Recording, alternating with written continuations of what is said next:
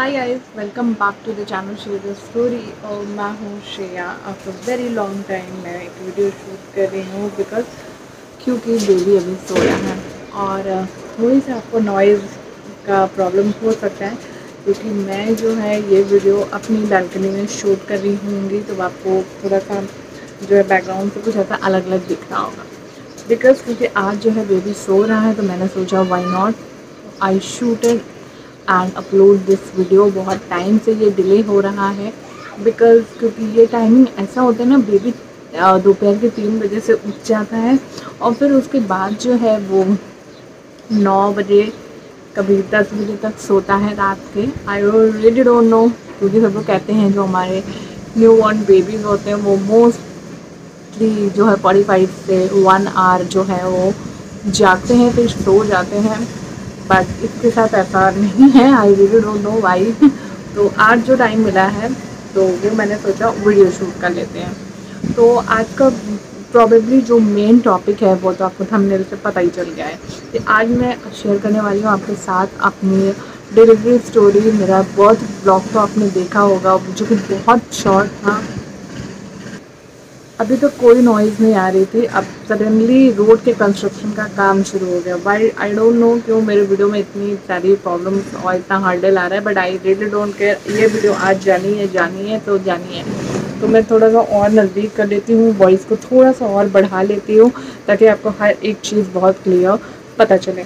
तो आज का जो वीडियो है वो होने वाला है मेरी डिलीवरी से रिलेटेड कि एक्चुअली मैं उसमें बात करूँगी कि मेरा जो है वो नॉर्मल डिलीवरी थी या सी सेक्शन था, और बेबी का वेट क्या था, क्या क्या प्रॉब्लम मुझे फेस हुई डिलीवरी के वक्त, और कैसा रहा मेरा एक्सपीरियंस। एवरीथिंग आपको हर एक चीज़ के बारे में यहाँ पता चलने वाला है। अगर आप बेबी डिलीवर करने वाली हो बहुत जल्दी और या फिर उस मोमेंट से गुजरे हो तो आप इसे ज़रूर रिलेट कर पाएंगे। तो फर्स्ट ऑफ ऑल मैं वीडियो शुरू करने से पहले प्लीज़ अगर वीडियो अच्छी लग रही हो ना, तो अब तो बहुत ज़्यादा प्रॉब्लम हो रही है वीडियो बनाने में, फिर भी मैं मेहनत करके आपके लिए वीडियो बना रही हूँ क्योंकि आपको थोड़ी हेल्प हो जाए।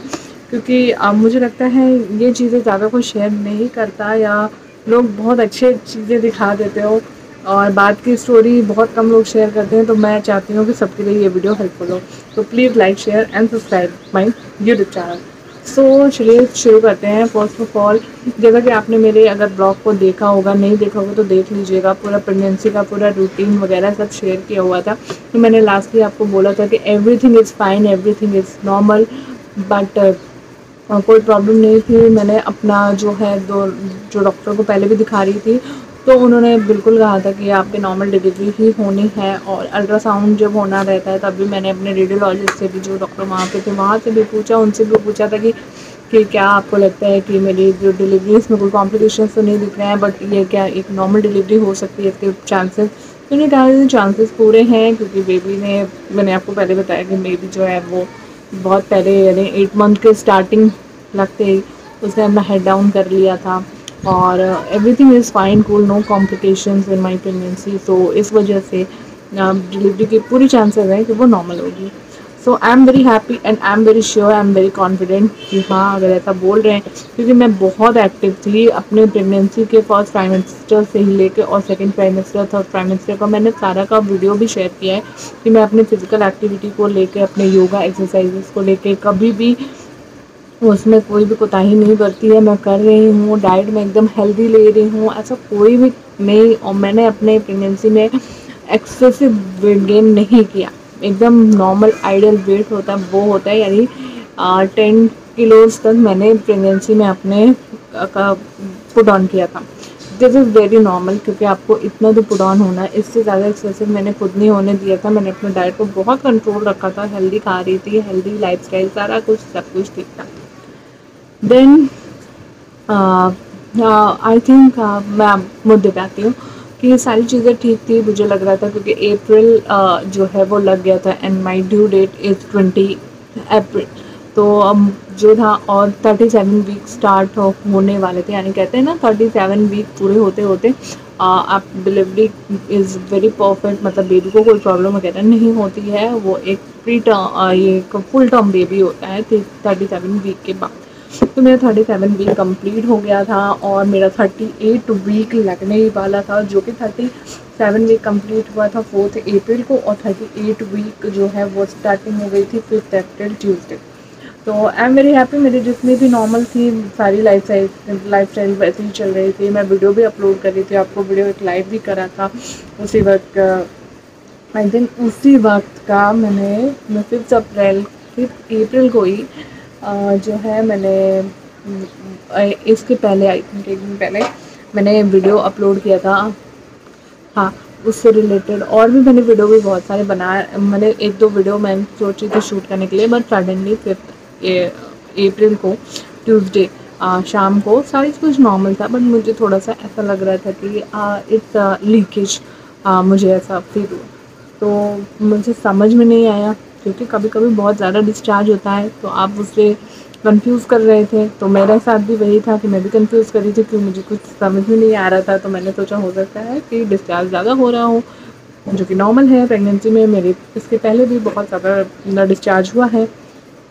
तो मैं समझ नहीं पा रही थी कि ये वाटर ब्रेकेज का साइन है या फिर एक नॉर्मल चीज़ है, वाटर डिस्चार्ज, ये एक्वायर्ड डिस्चार्ज है, क्या है, आई डोंट नो। मतलब बातें कर रही थी कि मैंने अपने मॉम को फ़ोन किया, उनको ऐसा ऐसा बताया, तो उन्होंने कहा कि नहीं नहीं ऐसा नहीं होता है, होगा तो अब तुम पता चलेगा खुद, इसका डिफरेंस काफ़ी अलग होता है और वो होगा तो ज़्यादा होगा, मतलब बहुत ज़्यादा नहीं होगा, मगर जब भी होगा ज़्यादा होगा तुम्हें मतलब पता चल जाएगा। तो तुम इतने टेंशन मत लो, अभी थोड़ा वेट करो, हो सकता है फिर तुम्हें क्लियर हो जाएगा। ये सब बात करते करते ये 8 बजे का टाइम था। मेरे हस्बैंड एक्चुअली दिन जल्दी आ गए थे ऑफिस से भी, और ये मैं बात करते करते एक्चुअली मैं फ़ोन कॉल पे ही थी उस वक्त मैंने तो, और उसी वक्त मुझे फिर से ऐसा फील हुआ कि कुछ डिस्चार्ज हो रहा है, जो कि ज़्यादा था, थोड़ा ज़्यादा था।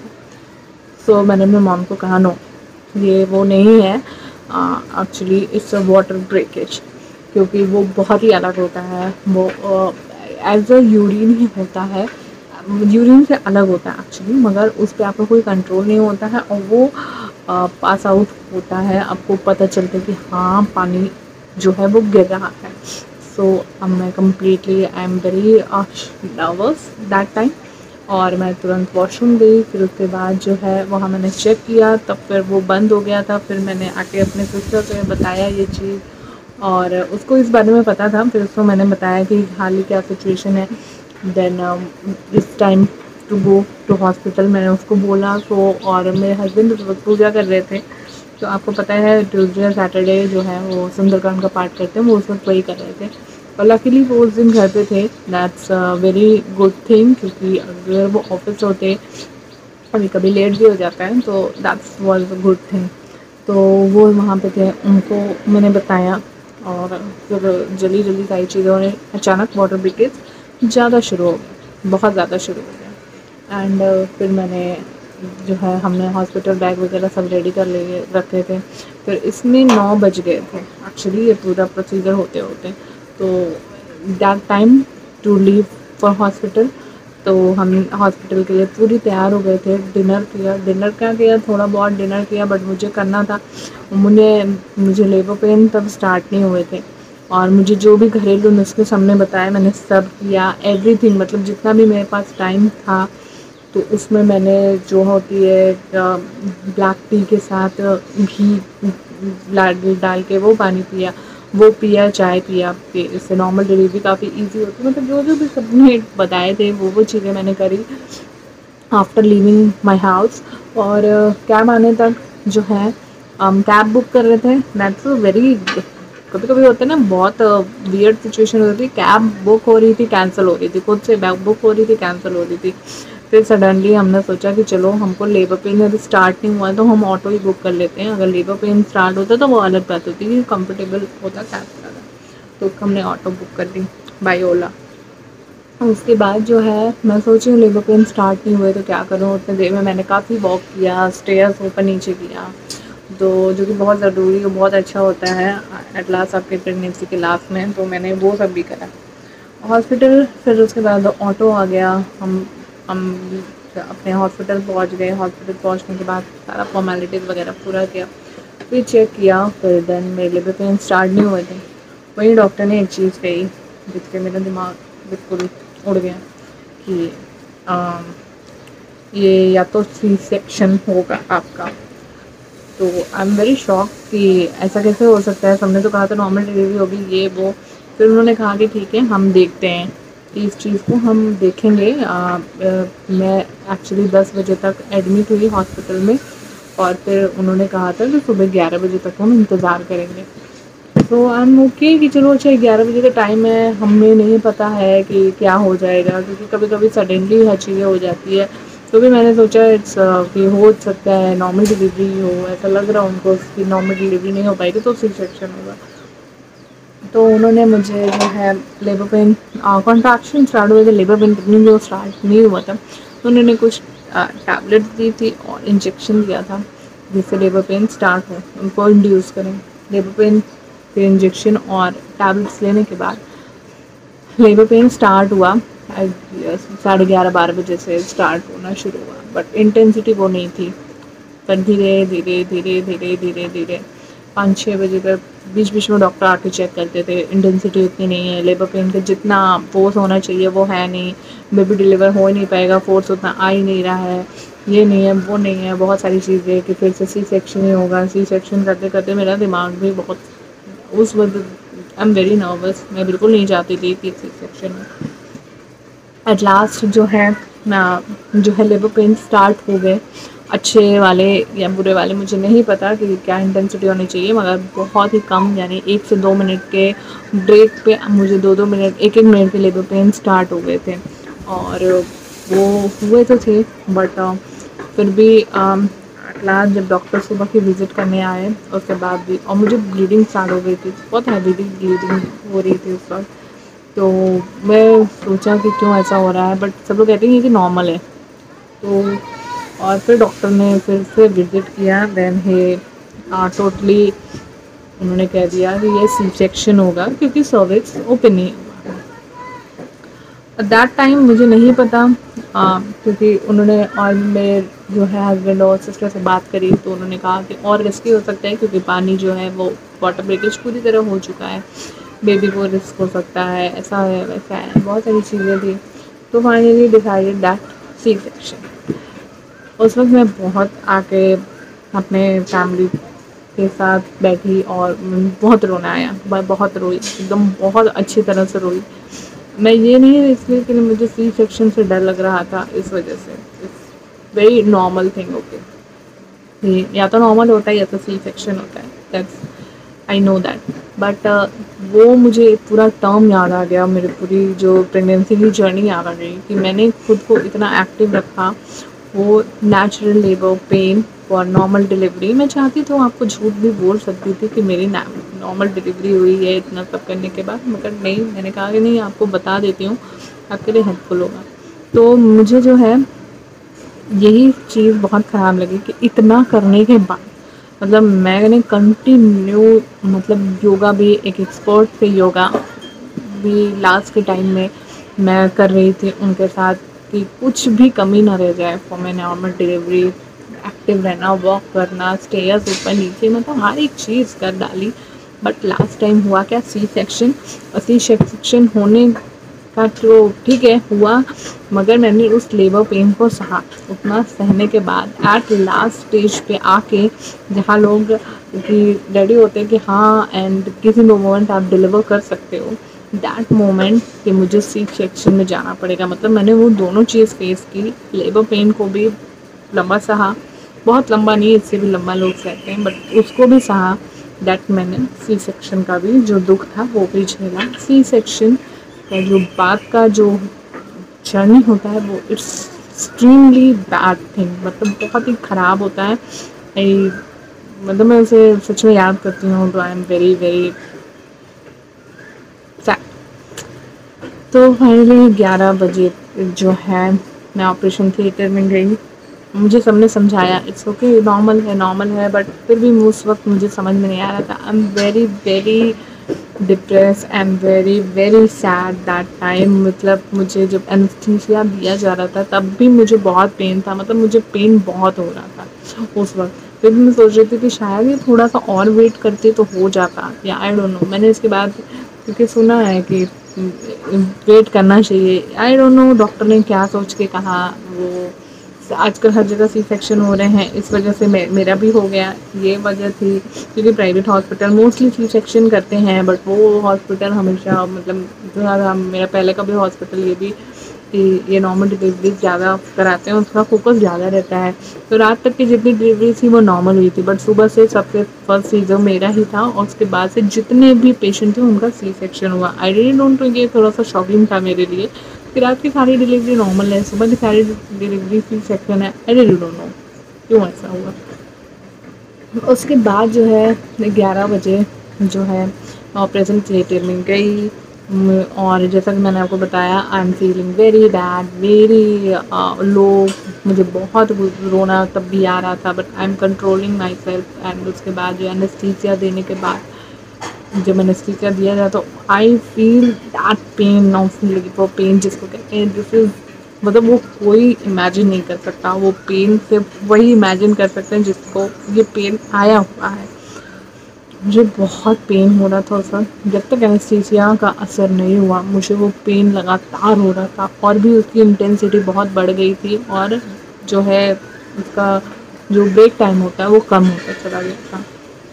आफ्टर एनेस्थीसिया मैंने सोचा, तो आपको थोड़ा सा थकावट की वजह से ये होता है कि बहुत लोग सो जाते हैं या बहुत लोग अपना सीज़र होते देखते हैं। तो आई डिसाइडेड कि मैं अपना सीज़र होते देखूँगी। एंड फिर मैंने सोचा जो हो रहा है, बट मैं अपने बेबी को देखना चाहती हूँ। मैं उस वक्त तक भी ज़्यादा खुश नहीं थी बिकॉज ऑफ द सिनेरियो जो हुआ था, और जो मैं पीछे से सारा सोचते आई थी अपनी प्रेगनेंसी को हेल्दी और नेचुरल लेबर पेन मैं ऐसा चाहती थी। उसके बाद जो है फिर 11:25 पे जो है मेरा बेबी जो है वो आया, उसको मैंने सामने देखा। That moment is magical. मैं सब कुछ भूल गई कि क्या मेरा सी सेक्शन हुआ है, क्या मुझे नॉर्मल डिलीवरी चाहिए थी। That moment is very very special for any mother, for me specially. वो बहुत बहुत अंदर ना सुंदर क्षण होता है। वो बहुत मतलब वो भूलने वाला कभी नहीं है आपकी पूरी लाइफ में। This is the most special feeling. तो उसको देख के मैं सब भूल गई। तो और मुझे पता चल गया था जो कि वो बेबी बॉय है, क्योंकि मैंने देखा था। दैट टाइम मैंने सब भूल गई। तो एक्चुअली यही था मेरा labour pain goes strong and it's converted to C section.